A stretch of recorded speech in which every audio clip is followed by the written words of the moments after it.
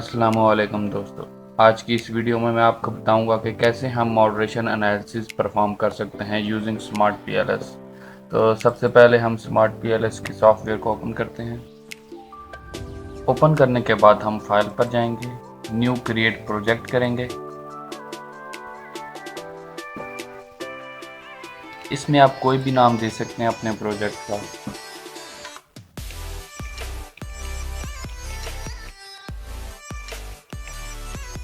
मैंने अपने प्रोजेक्ट का नाम मॉडरेशन एनालिसिस 1 ओके कर देना आपने। तो आप ये देख सकते हैं कि प्रोजेक्ट एक्सप्लोरर पर मेरा जो प्रोजेक्ट है उसका नाम मॉडरेशन एनालिसिस आ चुका है। तो आपने सबसे पहले इस पर डाटा इंपोर्ट करना है। डाटा इंपोर्ट करने के लिए आप डबल क्लिक भी इस पर कर सकते हैं और राइट क्लिक करके भी आप डाटा इंपोर्ट कर सकते हैं। डबल क्लिक करते हैं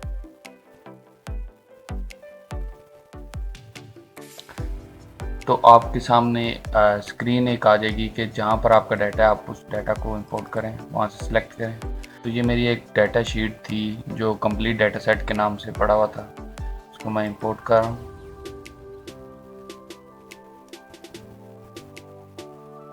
तो आप ये देख सकते हैं कि मेरा डाटा इस वक्त इंपोर्ट हो चुका है। आप ये डबल क्लिक करके भी स्क्रॉल डाउन करेंगे तो देख सकते हैं कि यहाँ पे इंपोर्ट डाटा फाइल आ रहा है, तो आप यहाँ से भी इंपोर्ट कर सकते हैं। डाटा इंपोर्ट करने के बाद आपने डाटा के ऊपर एक आ रहा होगा मॉडरेशन एनालिसिस, जो मेरे प्रोजेक्ट का नाम है, इसके साथ एक सर्कल और एक मॉडल की शेप बनी हुई होगी। आपने इस पर डबल क्लिक करना है। डबल क्लिक करने के बाद आप देख सकते हैं कि मेरे पास एक इंटरफेस आ गया। आपने इस पर अपना मॉडल क्रिएट करना है। मॉडल क्रिएट करने के लिए आपने इंडिकेटर से अपने जो वेरिएबल हैं उनके आइटम्स को सिलेक्ट करना है। आप देख सकते हैं कि मेरा एंटरप्रेन्योर लीडरशिप एक वेरिएबल है, उसके जितने आइटम्स हैं उनको मैंने सिलेक्ट करना है शिफ्ट दबाकर, और जस्ट इनको ड्रैग करना और इधर ड्रॉप कर देना। आप देख सकते हैं कि मेरा एक वेरिएबल जिसके तमाम आइटम्स वो इंपोर्ट हो चुके हैं। मैं इस पर राइट क्लिक करूंगा और इसको रीनेम भी कर दूंगा। रीनेम मैं इंडिपेंडेंट वेरिएबल IV दे रहा हूँ इसको। आप कोई भी अपने इंडिपेंडेंट वेरिएबल को नाम दे सकते हैं। इसी तरह मैंने बाकी तमाम भी इंपोर्ट करने। आप इस रेड सर्कल पर राइट क्लिक करेंगे तो आप इनकी अलाइनमेंट भी कर सकते हैं। मैं इस पे लेफ्ट राइट अलाइन कर देता हूँ।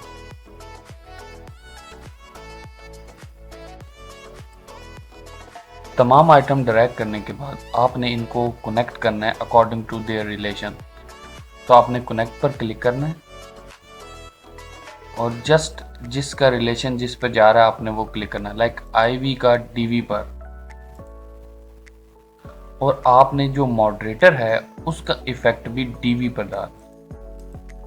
मॉडल ड्रा करने के बाद आपने कैलकुलेट पर क्लिक करना है और PLS एल्गोरिदम पर क्लिक करना है। आप कंसिस्टेंट PLS एल्गोरिदम भी रन कर सकते हैं।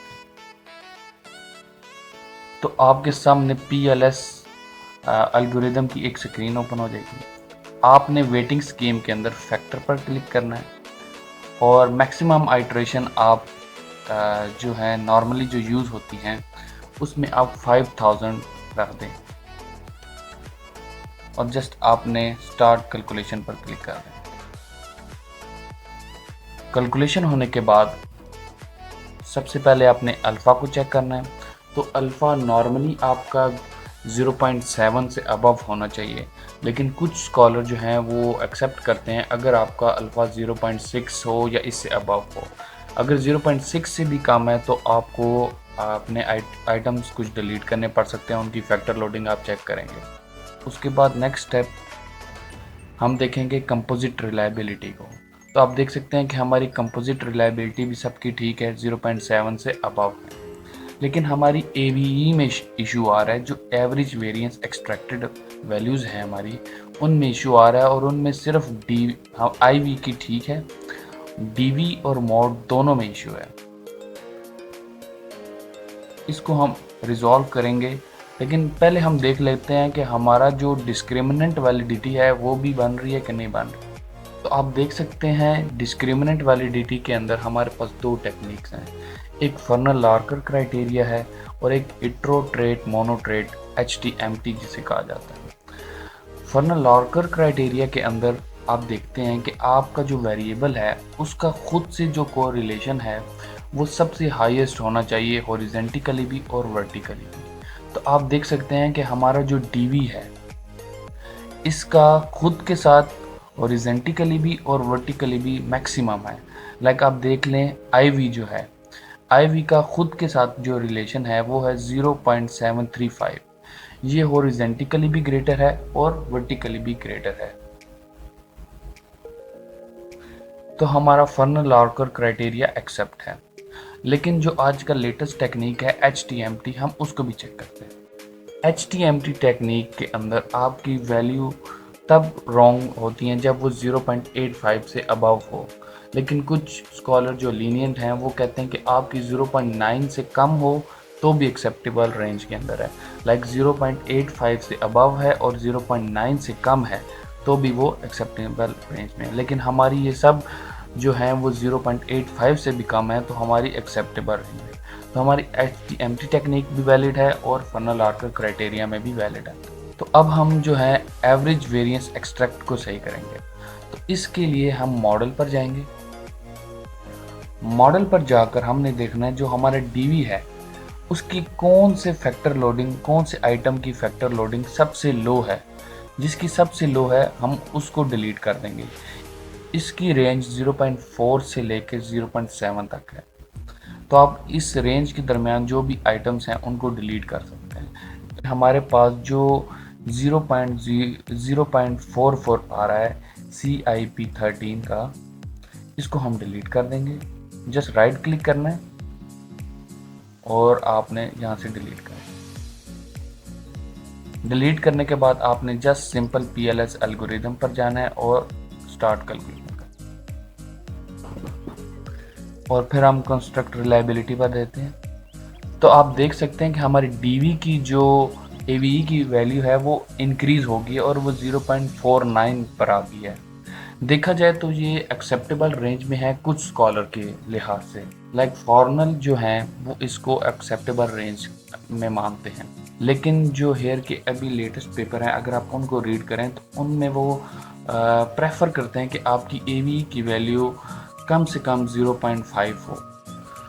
तो हम और आइटम देखेंगे जिसकी फैक्टर लोडिंग कम है तो उसको डिलीट करेंगे। इसी तरह आपने स्टेप बाय स्टेप दोनों मॉडरेटर के भी और डीवी के जो कम फैक्टर लोडिंग वाले आइटम्स हैं उनको रिमूव करना है, और रिमूव करने के बाद आपकी AVE की वैल्यू इंक्रीज और एक्सेप्टेबल रेंज में हो जाएगी।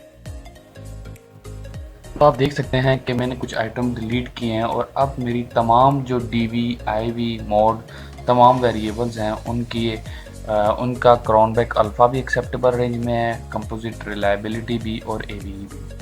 तो मैं F स्क्वायर और R स्क्वायर को भी चेक कर लूँगा। R स्क्वायर से मतलब ये है कि आपके जो इंडिपेंडेंट वेरिएबल्स हैं लाइक IV और मॉडरेटर, उन दोनों का जो इफ़ेक्ट है उससे कितना चेंज आ रहा है DV के ऊपर। तो आप देख सकते हैं कि हमारे 0.38 आ रहा है तो इसको मॉडरेट रेंज के अंदर आता है ये। और इसी तरह हमारा जो IV है उसका जो इफ़ेक्ट है DV के ऊपर वो भी एक्सेप्टेबल रेंज में है, वो 0.368 है। और जो मॉडरेटर है उसका इफ़ेक्ट जो है वो 0.14 है। ये लो इफ़ेक्ट में आता है, लाइक इफ़ेक्ट हो रहा है लेकिन लो में। तो हमारा जो मॉडल है उसकी कन्वर्जेंट वैलिडिटी एस्टेब्लिश हो चुकी है। उसके बाद हम बूटस्ट्रैपिंग को रन करेंगे पाथ फैक्टर को आइडेंटिफाई करने के लिए कि IV का DV पर क्या इफ़ेक्ट आ रहा है, मॉडरेटर का DV पे क्या इफ़ेक्ट आ रहा है। लाइक हम मॉडरेशन इफ़ेक्ट को कैलकुलेट करने जा रहे हैं। मॉडरेशन इफ़ेक्ट को ऐड करने के लिए हम DV पर राइट क्लिक करेंगे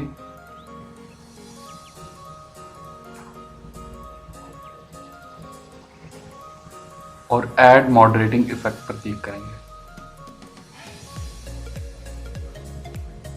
आपके सामने एक स्क्रीन पॉप आउट हो के आ जाएगी मॉडरेटिंग इफ़ेक्ट के नाम से। इसमें आपने मॉडरेटर वेरिएबल की जगह पर आपने अपने मॉडरेटर को ऐड करना है और इंडिपेंडेंट वेरिएबल की जगह पर आपने IV को ऐड करना है, जो आपका इंडिपेंडेंट वेरिएबल है। कैलकुलेशन मेथड आप कोई भी रख सकते हैं, 2 स्टेज नॉर्मल होता है।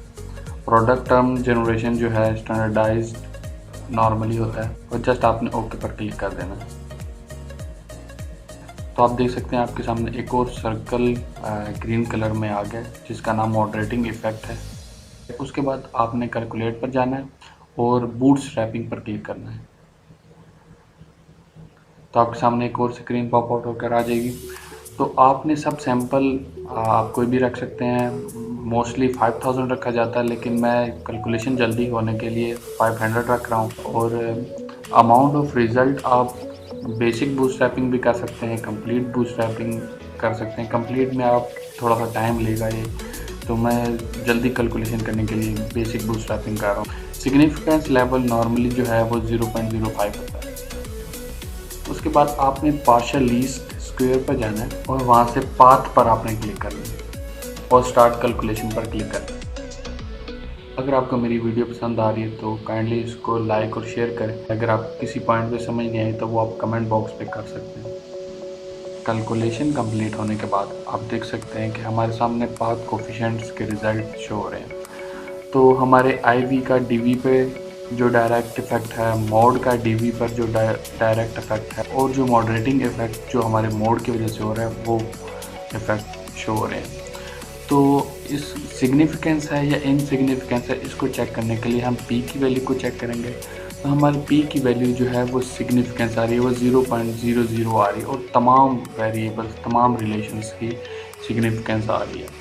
P की वैल्यू अगर 0.05 से कम है तो वो सिग्निफिकेंट है, अगर इससे अबव है तो वो इनसिग्निफिकेंट हो जाएगी। इससे मतलब ये है कि आप अगर हमारी यहाँ पर P की वैल्यू जो है वो 0.05 से अबव होती तो हम कह सकते कि हमारे IV का DV पे डायरेक्ट जो इफ़ेक्ट है वो इनसिग्निफिकेंट है। लेकिन हमारे जो IV है, IV और DV, उसका इफ़ेक्ट जो है वो सिग्निफिकेंट है, क्योंकि हमारे P की वैल्यू जो है वो 0.05 से कम है। और इफ़ेक्ट आप देखेंगे कि कितना इफ़ेक्ट हो रहा है, ओरिजिनल सैंपल पर चेक कर सकते हैं। लाइक हमारा जो है IV का DV पे वो 0.45 है, मोड का DV पे जो डायरेक्ट इफ़ेक्ट है वो है 0.29, और जो उसका मॉडरेटिंग इफ़ेक्ट है IV और DV के रिलेशन के ऊपर वो है 0.16। ये 0.20 से कम है तो हम इसको पार्शियल मॉडरेशन कहेंगे। तो रिज़ल्ट के मुताबिक हमारी जो मॉडरेशन है वो सिग्निफिकेंट आ रही है और पॉजिटिव। और अब लास्ट में हम Q स्केल की वैल्यू को कैलकुलेट करेंगे। आपने कैलकुलेट पर जाना है और लाइन फोल्डिंग पर क्लिक करना है।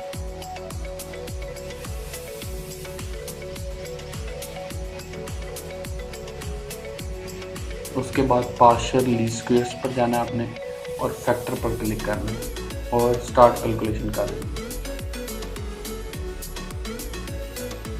तो आप देख सकते हैं कि हमारे सामने कंस्ट्रक्ट क्रॉस वैलिडेटेड रिडंडेंसी के रिजल्ट सामने शो हो रहे हैं।